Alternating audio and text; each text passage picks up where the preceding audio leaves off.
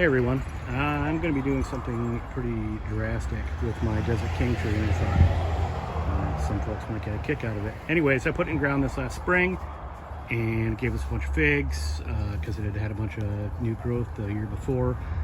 And I figured what I was going to do by tying down all these branches like this is to create a funky, twisted, neat, permanent structure to which I would then let new growth grow on top of, and I would harvest figs from them, and I would always just kind of keep this weird twisted octopus. But coming out here this spring, I noticed that I finally have suckers coming up from the base, and I would much rather have a multi-trunked tree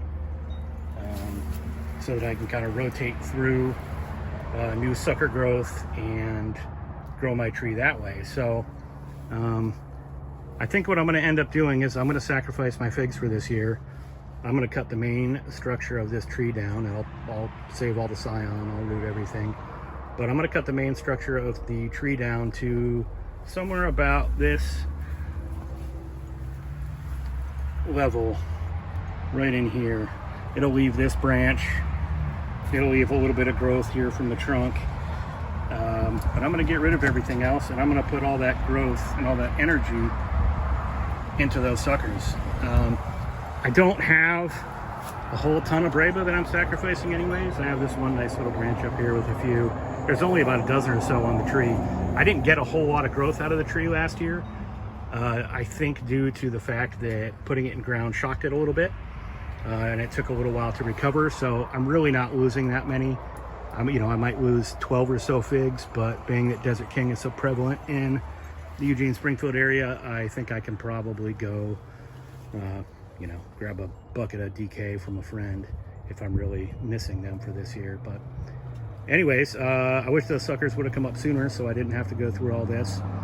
But bye-bye octopus tree, and I will take a video once I'm done cutting everything. I probably should have done this sooner, earlier in the spring. This has been, as you can see, this is in a greenhouse right now,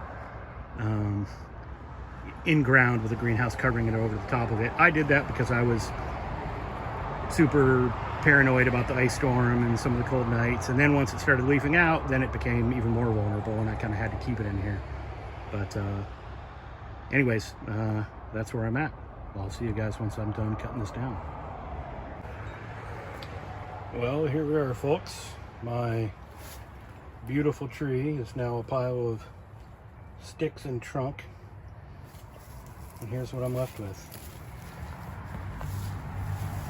So my hope is that by doing this, all these little suckers down here at the bottom, all the energy that would have been put into making this main tree grow taller and thicker this year will all be put into these suckers and these little side shoots down here at the bottom of this main trunk, which I'll eventually get rid of this.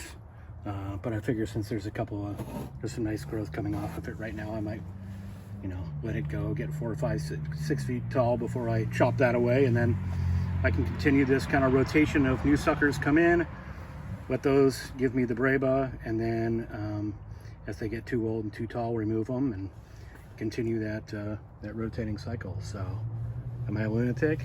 Yeah, probably,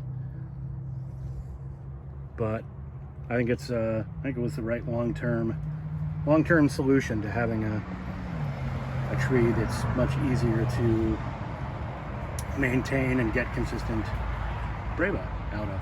So all right, happy figging everyone. Cheers, take care.